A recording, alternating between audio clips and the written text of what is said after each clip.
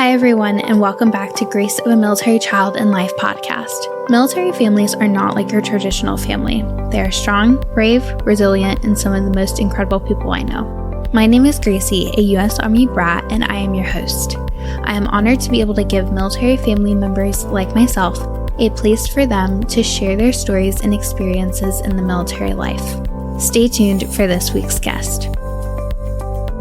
Hi everyone, welcome back to a new episode of Grace of a Military Child in Life. Today I am here with my dad, who is a Navy brat, Army soldier, and now soon to be Army, the time this airs, Army dad. So, Dad, welcome to the podcast. How are you? I'm good. How are you? I'm good. So, start by telling everyone what it was like being a Navy brat.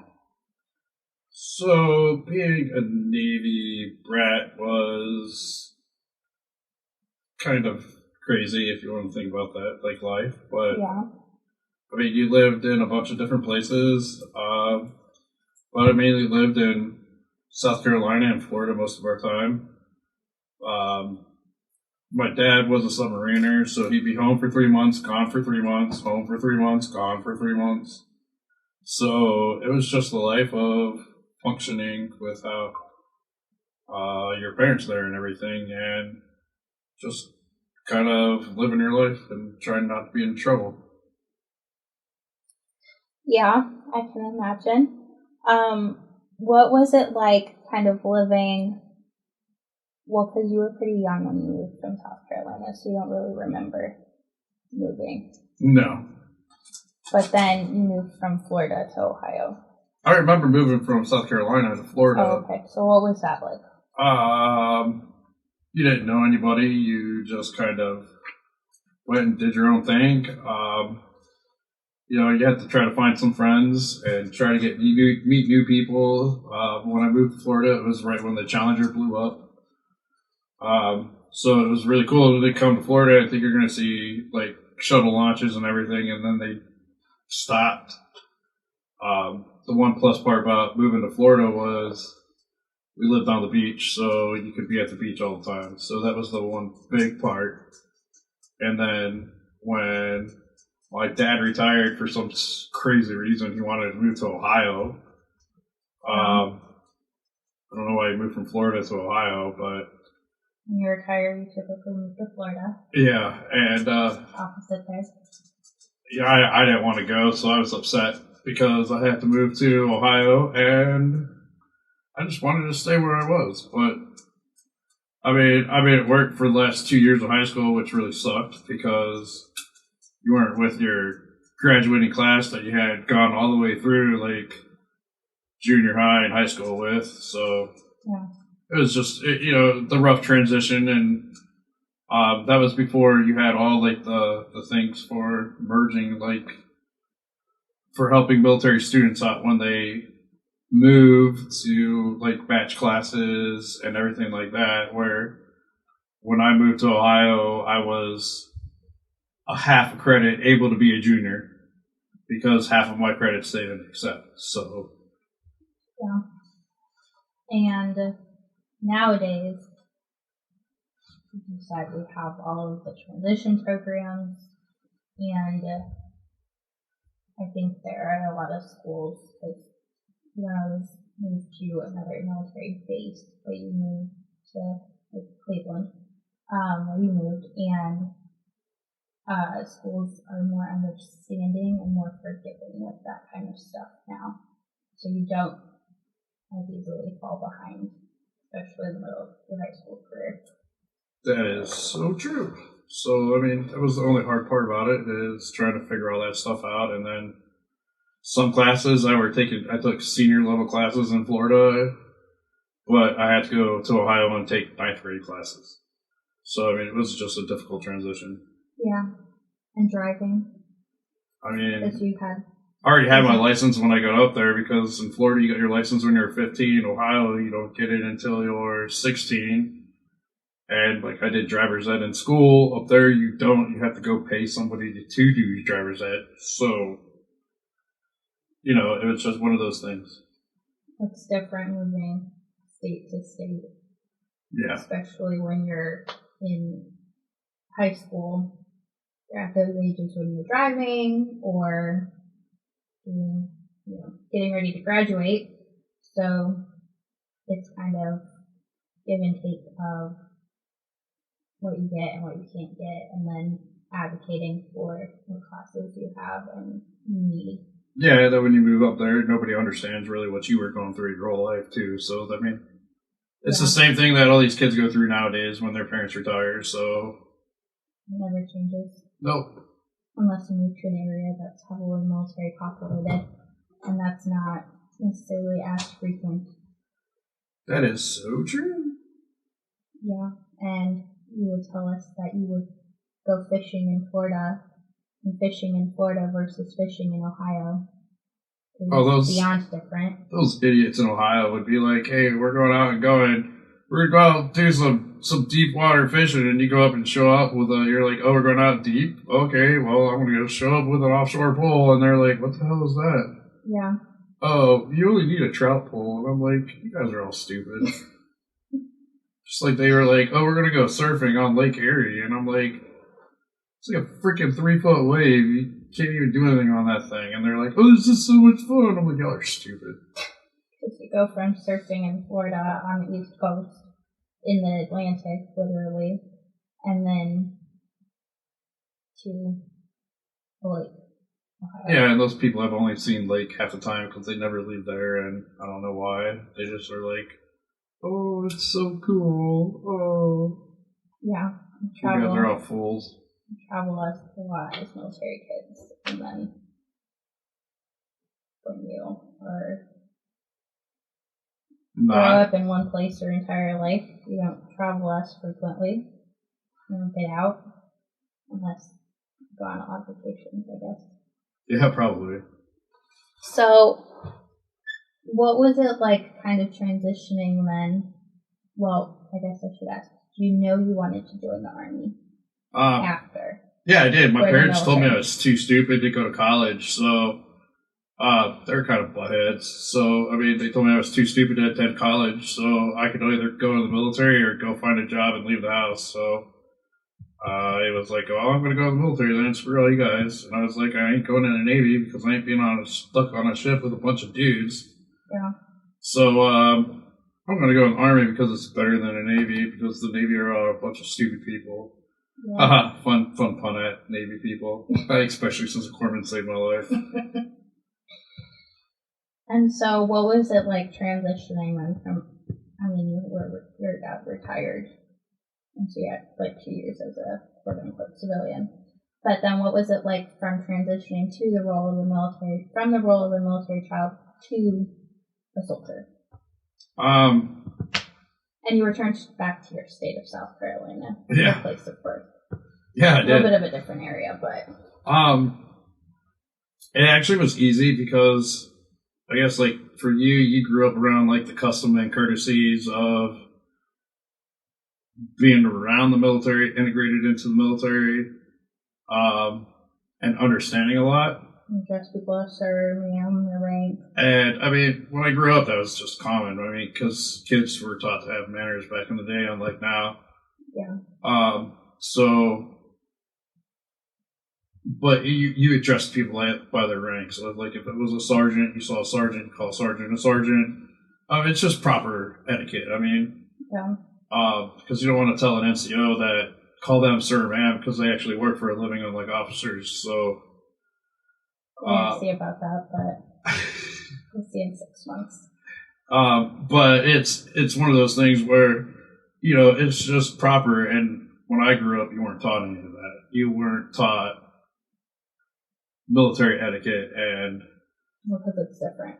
Like we have... I mean, but you guys were... Flag. You guys were around everything when you grew up. So you were around... My parents never had military friends, really. So, I mean, I don't know if they had friends at all, really. But you were integrated into that aspect of everything. So, to me, it was easy because it was an actual full set of things that you had to do. You knew what you were going to be doing.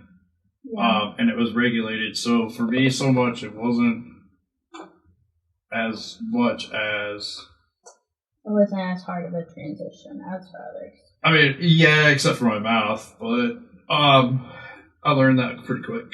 So keep your head down and be quiet. Yeah. Don't speak unless you're spoken to. Yeah, that was hard Sergeant, sometimes. No drill sergeant. But it was just it's a different etiquette than I think Most people are used it's a benefit of being a full blown integrated military child. Even though my dad retired from the military, yeah, we weren't full dedicated into the military, I guess, because that was kind of like a separate life. Even though we lived on base and we never really interacted with people. So I think it's one of those things where I was able to kind of carve my own pathway. Yeah. And then, especially going into a different branch, it's a little different than, what you're used to. Yeah, I mean, you're not necessarily around Army. Well, I grew up on an Air Force base too, even though we were in the Navy. But yeah, I grew up on an Air Force base, so there are all those flyboys walking around, and it's not something you're used to. So you didn't grow up around the Army mindset, and it was just a mindset that you had to get into and put your head into and be able to all right, let's go. Yeah. When did you know you wanted to join the military? Was it from a young age, or when your parents gave you that? I said I was going to do it from a young age because I didn't know what I want to do in life. I still don't know what I want to do in life. So, it gave me purpose and gave me a set motion in life. And, it's something I thought I'd be good at, and I was good at it. So that's why I did it. And then you had a large break in service. Yeah, that's because my childhood. Yeah, that was because I got married and then had kids and was deployed and didn't see anybody. So I was like, just get out of the military and come and stay at home. And even then I worked for a sheriff's department, so another service job. I had my regulations throughout the whole day of how to integrate myself into the life, and I didn't like to have to figure out what I had to wear to work. I liked being told what I had to wear to work. It's a lot easier. And everybody was the same, more or less, on some point or level. So for me, it was easier. But you just didn't have the camaraderie that you had. You didn't have that extended family that you had in the military. Even though you kind of did, but it was kind of like during the job. But then after the job, you didn't have that extended family. Everyone can go home to their families and have their extended family nearby, and it's not military picking you up, throwing you somewhere, and then you have to make your own family within whoever's there. Well, in the military too, you get to meet all these cool people that all are the melting pot people, are integrated into their own little colony of life in the side of their heads, I guess you could say. Mm-hmm. And everyone has a reason for joining the military. Yeah, and they're all unique. Or not. They're all unique reasons. It was fun after 9/11 because people were like, I don't want to go anywhere because I joined just for college money. Yeah. Well, guess what? That college money has a payment. Now you're going. You're going to deploy, and they all cried. Yeah. But it was fun to watch. It's a mindset that you have to have, and it's unique. Everybody who joins has that mindset somewhere or another, and you might not notice it at the beginning, but then you do, and it's a very special community that becomes your actual family. Yeah. And people that you can rely on for the rest of your life, and it takes a special breed of a person to be able to do it. Yeah. And then I really saw that community after Burgess and moving for the first time and getting to experience a whole new life after you rejoined. And then going through that phase. So. Well, you kind of got the I guess you could say you got the best of both worlds because you were a reserve kid and then you got thrown onto active duty, and so you kind of, even though you didn't have the moves that some of the people who do, like who are on active duty their whole lives, but you had the benefit to understand both sides of the wealth, which kind of is going to help you out down the road too, because you're going to understand on what does the reservist / National Guard do in their lives, and function when they're not doing when they're in their civilian jobs. Yeah, when they're doing 1 week in a month, 2 weeks a year. I mean, for me, it wasn't 1 week in a month, 2 weeks a year. I was gone a week a month, 2 weeks a month, 3 weeks a month. So I mean, it all depends on what type of a tempo job you're in, and then same way with on active duty. So there are two different types of service, but both of them have their own needed path that is there. So this episode, the reason why I chose this day is going to be 13 years to your life date. So my day where I wasn't paying attention where I was walking. According to Kaylee, So back to that day, what was that like? I don't remember really. Figured that. But I mean, what was that journey like? The recovery journey then? So, I got blown up, lost my leg, lost almost my other leg. That's where corpsman saved your life? Yep, because I was attached to the Marines, and because of my job field, we could go anywhere in the U.S. military. So, and on this deployment, I was attached to the Marine Corps, and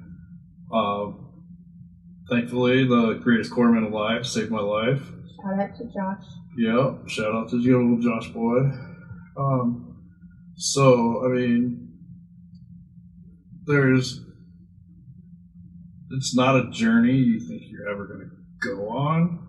I mean, learning how to walk again, learning how to function again, learning things that you can't do that you've been used to doing your whole life and that you can't do anymore. I mean, you remember, like, I was learning how to run again, and you'd run around me like I was an idiot and laughing at me and telling me you could run faster than me. And and good old Alicia was telling you the same thing, make fun of them. So, there's a lot of that type of stuff that you had to learn and go through, because you have to readjust your whole life. You had to readjust the life of your family, had to readjust and adapt to being a different type of person and a caregiver, and picking up the slack when I couldn't do it. And so, I mean, and you guys had to deal with all my crazy freaking mental crap of not liking life and freaking out and everything. So, I mean, it was a journey, but it's a journey I want to change for the world. Yeah, because it builds character. I think it builds more than character. It builds who you are as a person, and it redefines you as a person, and it helps teach your kids, like you, that regardless of anything that's going to happen to you in life, it's not the worst thing that could happen. I mean, the worst thing that could happen is you could not be alive and be dead. But you made it back.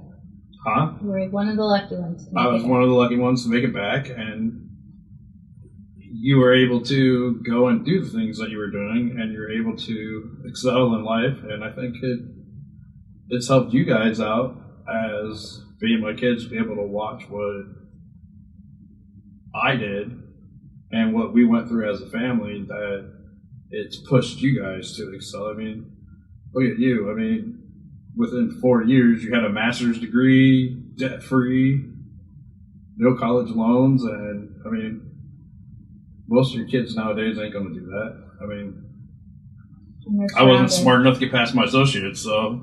Yeah. And you're surrounded by that community of people who are literally going through the same tough times that you're going through. in slightly different ways. And you build that community, that military community, and that family around you. Yeah, because we all have our own tough times. Granted, you might not be recovering from an injury, but you might be dealing with something else. Yeah. And it's having those people that are there and that are going to help you throughout your life. So it's a different mindset on the way things go, and I think it's kind of helped you out for who you're going to be and how you're going to end up becoming the leader that you're going to become. Yeah. So that kind of brings me to my next point, because we're kind of just going down the line of your military, your life in relation to the military, I guess. So by the time this airs, it's going to be about 3 days since you last saw me, and 2 days since I got on my plane to Fort Jackson, South Carolina. And you're going to cry like a little baby. I probably will. But what is it like transitioning from military kid to military soldier, or military kid, Army soldier, and now an Army dad? I told you so. What do you mean, gosh? I mean, you're in 9th grade. I want to go to West Point, but I can't go to West Point. I can't go to the briefing because I have dance class. Can you guys go to the briefing? And the second I get home from the briefing for you, I don't want to do it anymore. Yep. I don't want to do it. Well, I didn't go to West Point. I went to GCU in Alabama, which Alabama is the highlight of my life so far, so we'll tie. But... Woo pig suey. No. Oh, and that's going to stay in the podcast, just to let you know. So when everybody hears it, they'll know that there's some Arkansas in our house, too. There is some Arkansas in the house, but we are predominantly Alabama, so... Okay. No, you always said that you wanted to go in the military, but then you ruined it for me. And I get too scared. Yeah, because you're like, I could lose my leg. I'm like, so? Who cares? And now here we are. And here we are. I'm happy for you. I'm excited for you. I'm excited to see what you do. I'm excited to hear how soft basic training has gotten. You'll hear it. Sounds like week by week when I get my phones on Sundays. I know. What kind of crap is that? But there is no such thing as a cell phone when I went to basic training. There was a pager. Times have changed. So, but I mean, I'm excited for you. You can say I'm going to be an Army dad. I'm still.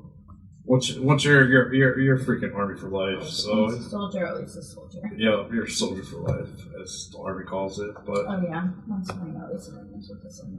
Yeah, they're crane eaters, so we don't worry about them. A little different. That's why a lot of them can't make it in the Marine Corps. So they're like, oh, we're just going to go in the better branch, go in the Army. I.e. CAS, a lot of others that I know, but it's one of those things where it's another chapter in life to watch you go on to be who you're going to become and doing you. The military is forever intertwined in our family.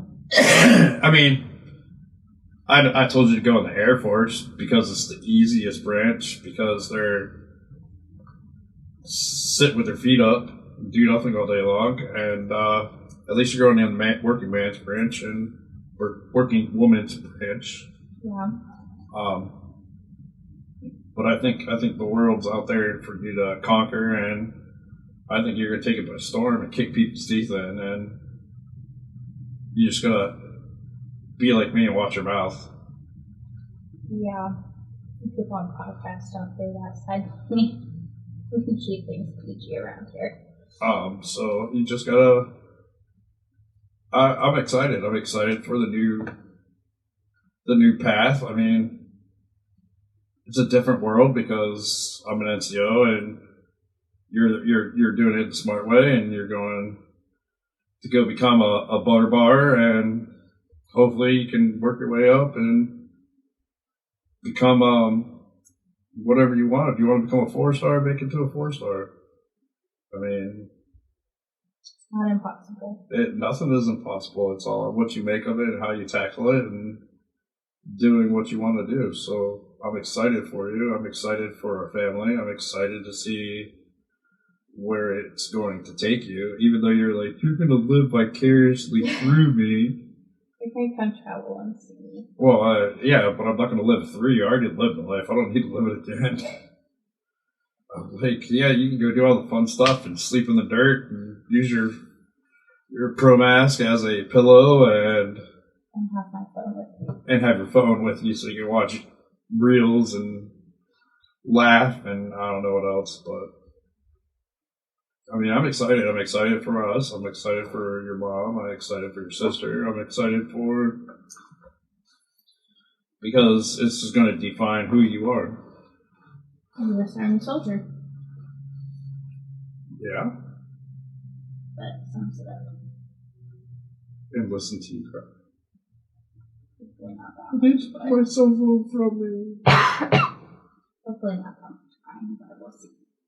We'll see what happens one day at a time. So the last thing, you should know this is podcast editor, so you should have been well prepared for this. But what is one piece of advice that you would give to another military child? Good advice or bad advice? Because nobody's never asked you that before. So should I give you some good advice or should I give you bad advice? Good advice. Good advice. Don't eat yellow snow. Oh, you mean, okay, sorry. I hope you leave that pause in there. Huh? I hope you leave that pause in there. Oh, I'm going to leave it in there. Don't worry about it. Yep. I'm not even, like, I'm not even going to edit this. I'm just going to, like, put on the top, put on the bottom, so everything that's in here is going to be clean and uncut. And okay. So fans actually get to hear what your podcast actually sound uncut. So it's kind of like, Oh, so we're doing the podcast uncut. Yeah. Is not what the normal episodes sound like normally. Oh, no, it'll be, I mean, we'll try to make it sound, like, decent, but, I mean, okay. like edit the levels and everything like that. But, so, advice for a military advice for a military child. I mean, don't eat yellow snow. It's kind of universal, but I like how you keep saying that because now you're gonna like it's gonna be stuck in your head. No, I would say don't think your life is horrible. Think your life is special because everything that you're going through as a military child is something that's going to define you as a person.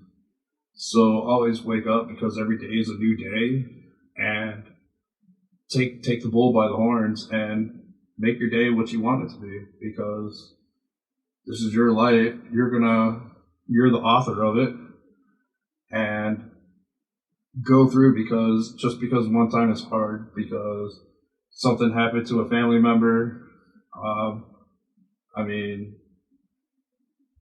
Or something, and like you're in a hard time where you're having to adapt your life to something new. It's a good thing because it's going to teach you things throughout your life that you're not going to fully know yet at that time until you're going to look at it one day and you're going to be like, oh, I know how to handle this situation because I've been through it before. So I'd wake up every morning and be like, hey, yes, yesterday might have been bad, but today's a new day. I'm the author of my own life. And I'm going to take that bull by the horns and I'm going to kind of rope it and do what I need to do to make life work. And because life is great and it might not feel like it all the time, but because you're angry, because you moved, you're angry because your parents are leaving or because they're going on a deployment or out to the field or something. But I would just say, life might suck for a minute, but it's always going to be great at the end. That's really good advice. I'm proud of you for that. Good, thank you. Thank you very much. Thank you. Well, thank you, Dad, for being on the podcast and sharing. That's Sergeant Dad too. For sharing your military journey. So we'll see what happens in the next 20 years as I go through it.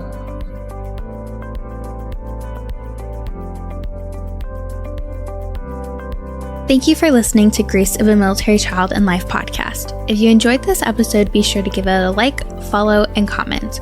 Also, be sure to check out Instagram and Facebook at Grace of a Military Child in Life for more awesome content. For information on the podcast, Military Child Bigs and Littles, Go AMCL blog, or other resources, visit www.goamcl.org. You can also email me at Gracie, that's Gracie